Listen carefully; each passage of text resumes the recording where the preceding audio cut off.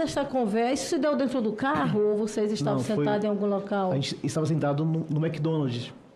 Era a lanchonete, o segurança e o motorista e o irmão da Carla ficaram lá fora e apenas a Carla e eu ficamos ali dentro. Depois desta conversa... Não, o presidente estava em ligação.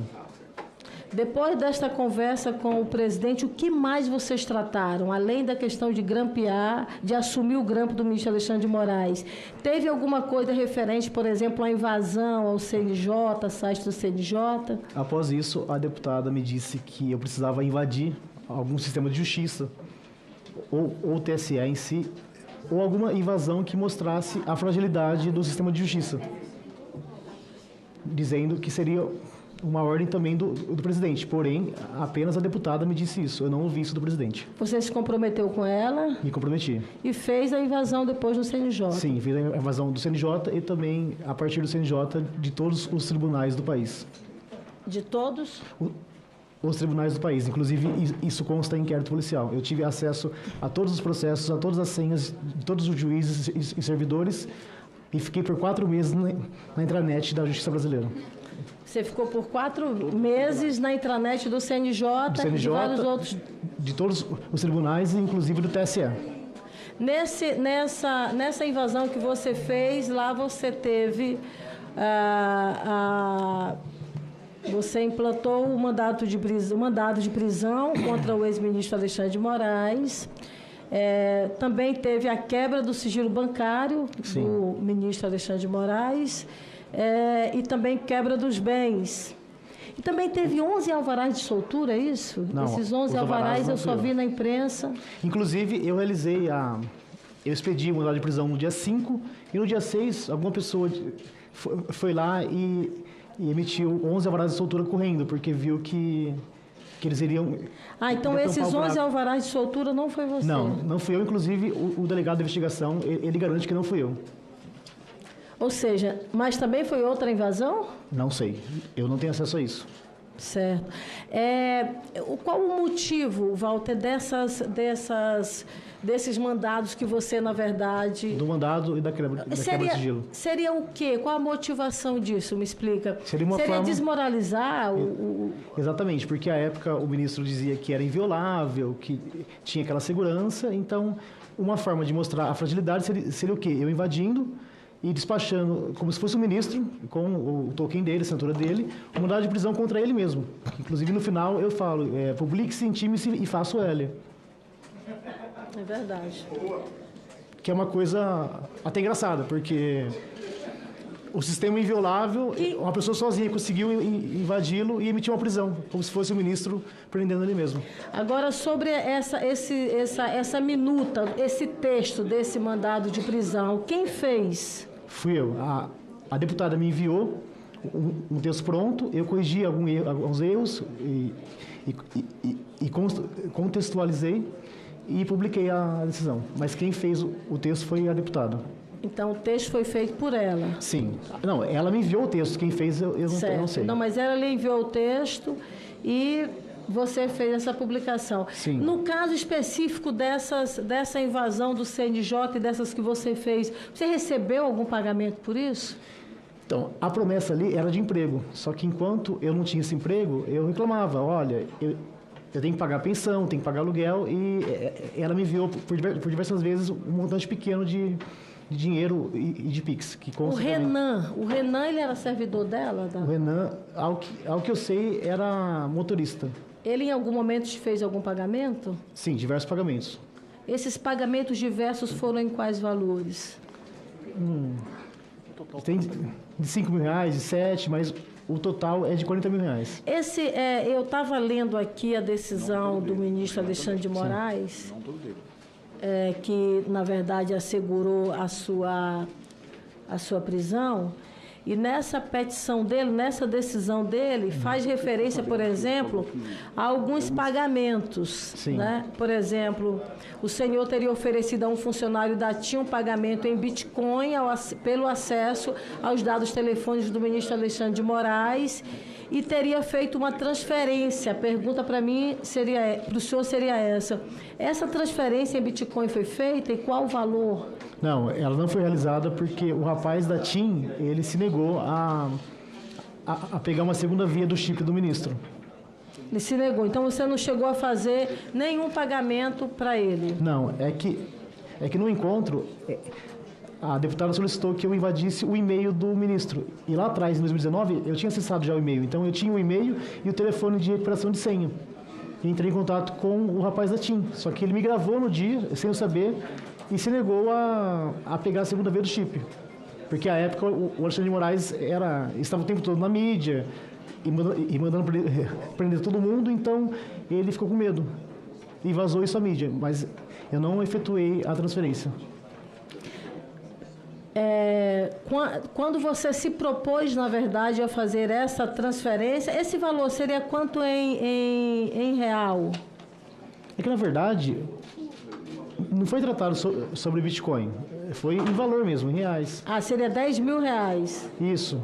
Mas esses 10 mil reais, eu li lá que você diz, assim, fácil, consigo fácil os 10 mil reais. Era o valor mínimo. Mas esse dinheiro seria dado por quem? No encontro, a deputada me disse que se precisasse de ferramentas ou comprar alguém, ela teria alguém que financiasse isso. Só que eu não tive acesso de quem era esse financiamento, de quem partiria o financiamento. Ela apenas me disse, olha, precisando de ferramentas, de valores para comprar alguma ferramenta ou comprar algum funcionário, entre em contato comigo que realizaremos esse pagamento. Insumos em geral, ela falou. Insumos em geral, ela disse. Foi quando eu coloquei um lance pequeno e a pessoa iria aumentá-lo, né? Ou seja, ela não deu uma limitação de valores. Não. O valor que for necessário, de fato, a gente resolve. A ideia na época era o quê? Era fazer algo com que refizesse as eleições com a urna que saísse o voto impresso também. Ou seja, Walter, essa conversa toda ela aconteceu no ano passado e agora, mais ou menos no mês de fevereiro, março, nós tivemos aí a informação da possibilidade, de fato, desse grampo. Ou seja, a informação que você tem, então, é que o ministro Alexandre de Moraes, em algum momento, foi grampeado. Exatamente. A informação que eu tenho é que ele estava grampeado já, que havia o grampo. Agora, eu não sei se seria um futuro grampo, ele estava garantindo já para eu falar sim e não falar, vamos ver, então no futuro, assim que acontecer, eu decido se eu vou assumir a autoria ou não. Eu não tenho essa informação, eu tenho apenas que, segundo ele, naquela data havia um então grampo concluído. Não foi lhe solicitado grampear, mas apenas assumir a autoria. O grampo. Que depois a revista Veja ligou esse caso com o caso do senador Marcos Duval.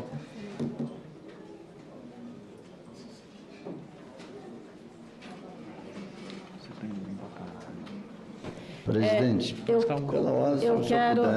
Presidente, como eu fui citado duas vezes... Não, mas eu ainda não terminei. O senhor foi citado e terá oportunamente direito de falar. Aliás, eu até quero que o senhor responda mesmo. Aliás, foi uma pergunta que eu até fiz, senador, que eu acho que é uma contribuição que foi em cima de uma leitura que eu fiz de uma matéria jornalística. Não tem nenhum documento aqui que, na verdade, respalde. Eu fiz questão de fazer referência a essa publicação e é importante, de fato, que o senhor traga essa informação, porque é muito sério que se coloca, essa é a utilização de instrumentos do GSI para um possível grampo em relação ao ministro então, Alexandre de Moraes. A relatora continuou, Presidente, deixa eu dar continuidade, porque aí eu acabo... Agora não. Excelente. Aqui tem uma ordem, senador. Vossa Excelência, oportunamente, eu lhe garanto, terá direito de falar.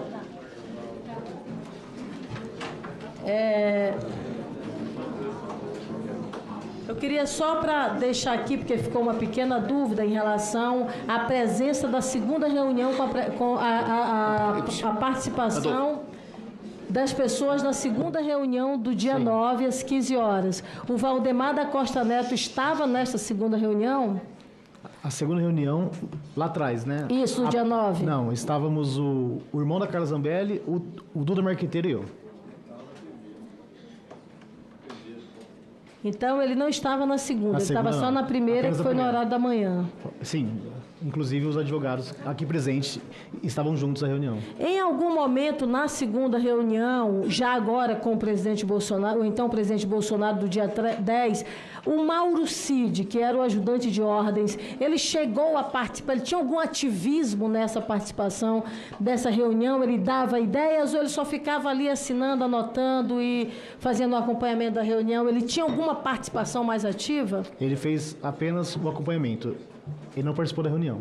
Não opinou em nada? Não. Só apenas depois, ouviu? Após a reunião, o ex-presidente e a deputada, eles saíram lá no palácio e eu fiquei lá com o Marcelo Câmara e com o Cid, conversando, mas assuntos estranhos da reunião. Certo. Presidente, eu quero finalizar e dizer que o depoimento de hoje é um depoimento muito importante para os trabalhos da CPMI, bombástico, como o senhor coloca. As informações que são trazidas a essa comissão são informações absolutamente sérias e são informações que estão no entorno do ponto central desta CPMI, que é exatamente o questionamento do resultado eleitoral, a tentativa de emplacar uma vulnerabilidade e a busca de pessoas que já tinham histórico em relação à invasão para que legitimasse claramente uma narrativa que é incompatível com a realidade em relação ao processo da segurança eleitoral. Eu vejo, presidente, que nós, a partir de agora, precisamos, e vou apresentar, até para compatibilizar esses dados, não é, a quebra do sigilo telemático das pessoas que fizeram parte dessas reuniões do dia 9 e também do dia 10, até para a gente poder ter os elementos substanciais acerca acerca das informações que nós recebemos agora do depoente Walter Delgatti. Eu queria lhe agradecer pelas suas informações e a sua colaboração, a sua contribuição em relação aos trabalhos desta CPMI. Muito obrigada, presidente. Disponho. Muito obrigado, relator. Eu passo a palavra por 3 minutos para o senador Marco Duval, que ele foi citado. Bom, então respondendo aqui, eu vou ler uma decisão do STF, no inquérito 2332. A cláusula de inviolabilidade constitucional que impede a responsabilização penal ou civil do membro do Congresso Nacional por suas palavras, opiniões e votos, também abrange sob seu manto protetor as entrevistas jornalísticas, as transmissões para a imprensa do conteúdo de pronunciamento ou relatórios produzidos na Casa e as declarações feitas pelos meios de comunicação social, eis que tais manifestações, desde que vinculada ao desempenho do mandato. Então, o que foi dito está no depoimento da Polícia Federal. O que a imprensa diz, para mim, não vale de nada, não tem valor nenhum. Muito obrigado, senador. Senhor Walter Delgatti. Presidente, pela ordem, é só em cima do que o senador Marcos Duval coloca, então ele não confirma, nem nega e nem confirma. É isso, senador? Isso. Vossa Excelência se busca, na verdade, ao direito... da inviolabilidade. Relatora, é só você buscar com a Polícia Federal o meu depoimento. Está lá, na íntegra.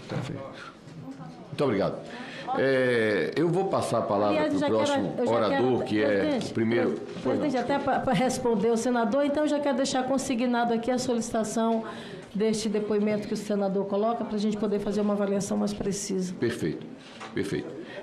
Eu vou passar a palavra, antes de passar a palavra para o primeiro orador inscrito, que agora são os requerentes, os autores do requerimento, o primeiro é o deputado Rogério Corrêa. Mas eu vou quebrar aqui uma praxe que eu, como presidente, eu sempre gostei de ser o grande mudo, mas eu queria hoje fazer uma única pergunta ao senhor Delgatti. Antes de falar, entretanto, doutor Delgatti, eu quero dizer assim, como pai de 2 jovens, eu estou olhando aqui para o senhor assim, com o coração cortado, de ver o senhor aqui nessa situação, preso, aqui nesse depoimento, falando de suas dificuldades financeiras. O senhor disse no começo que foi abandonado ainda criança pelos seus pais? Porque o senhor é um homem de uma inteligência raríssima. Não nascem pessoas como o senhor toda hora. O senhor pode-se dizer que é um gênio, porque um homem que nunca estudou TI, que vai para o Ministério da Defesa, discute lá com profissionais altamente qualificados, que estudaram, que passaram em concurso para adquirir conhecimento, e o senhor vai lá quase que na condição de professor. Um homem como o senhor, certamente era para estar na academia, era para estar no ITA, era para estar numa universidade, era para estar em uma grande empresa brasileira, dando uma contribuição extraordinária para o Brasil. Extraordinária. É uma pena que a vida, às vezes, prejudique um talento natural como o do senhor. É uma pena. Eu realmente olho assim como pai e a posição aqui do senhor corta o meu coração. Corta o meu coração. Assim, acho que qualquer pai que tivesse um filho com esse nível de inteligência teria muito orgulho do senhor. Eu teria. Pela sua inteligência. Pela sua inteligência. Agora, o senhor teve uma vida errante e que o trouxe a essa condição aqui que o senhor está passando. Eu queria só fazer uma pergunta, uma única pergunta, só para entender, porque eu, diferentemente do senhor, sou quase um analfabeto digital. Então, é só uma pergunta mesmo técnica. Essa questão dessa palavra código-fonte, para mim, é uma coisa que eu, pessoalmente, não faço ideia do que seja. Eu já ouvi falar isso algumas vezes, mas, para mim, eu não entendo o que é isso. Quando o senhor diz assim, o código-fonte ele é feito pelos funcionários do TSE, é apenas um código-fonte que é colocado e esse único código-fonte ele vai para todas as urnas do Brasil ou podem ser feitos mais de um código-fonte, colocar códigos-fonte, um determinado código-fonte em algumas urnas e outro em outras urnas? É só essa pergunta porque é realmente uma curiosidade que eu tenho.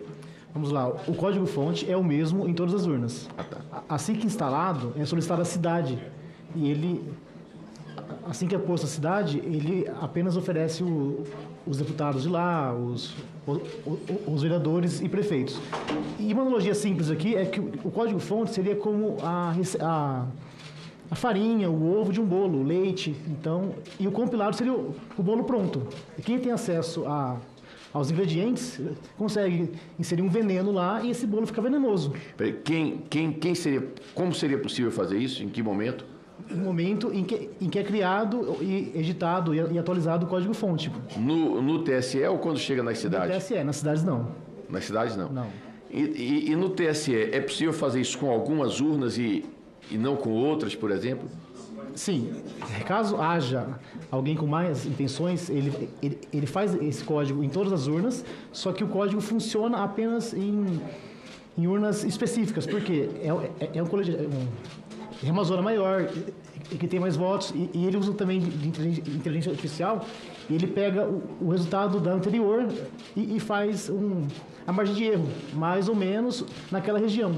Então, não seria algo grosseiro, que seria, apenas nessa cidade vai ter 100% dos votos. Não. Ele faz algo que soe, que seja de verdade, não um algoritmo. Inclusive, o algoritmo é a inteligência artificial, porque ela tem essa inteligência de manipular o voto caso haja alguém mal intencionado no TSE. Eu entendi. Agora, o senhor não saberia nos responder, eu imagino, assim, como é o procedimento para operar este trabalho dentro do TSE? Se é uma pessoa sozinha, se são 20, se são 30, o senhor tem ideia de como seja? Eles dizem que são 5 pessoas, mas eu descobri que até 2018, 2019 era apenas uma pessoa, que é... Eu posso falar o nome aqui da pessoa? Pode. Giuseppe Dutra Genino. E em 98 ele já havia feito um curso de algoritmos. Em 98 ninguém sabia o que era isso aqui no Brasil. Ele fez um curso na França. Eu levantei isso, que ele fez esse curso na França de algoritmos. Então, eu achei estranho eles darem tanto poder a apenas a uma pessoa, porque outra pessoa no lugar dele, ou até ele, tem o poder de decidir o resultado de uma eleição. Ele vota por 200 milhões de habitantes, caso ele tenha essa má intenção. entendi. Mas hoje isso não é mais feito por uma pessoa só. Hoje não. Após aquele inquérito de 2018, esse Giuseppe, ele se aposentou e agora tem mais pessoas. O senhor me lembra um personagem de um filme. Um filme que é Prenda-me se for capaz, que é uma história real. De um sujeito que era um falsário e acaba se transformando em agente da CIA, que foi no cinema interpretado pelo Leonardo DiCaprio, né? O senhor me lembra essa pessoa aí que, no fim, ele ajuda os Estados Unidos, ajuda o governo americano a se defender. Eu espero que o senhor compense o que errou até agora, que errar é humano, ajudando o Brasil. E dentro dessa linha, eu queria lhe perguntar uma coisa para encerrar aqui minha fala. Como uma pessoa que entende disso tão profundamente como o senhor, está claro que o senhor entende muito disso, qual sugestão o senhor daria na confecção do código-fonte para futuras eleições? Não que eu ache que houve nenhuma fraude, eu quero deixar muito claro aqui que eu me incluo entre aqueles que acreditam na lisura das eleições. Mas qual conselho o senhor daria para reforçar a segurança? É apenas um conselho técnico. Tá. De forma técnica, isso.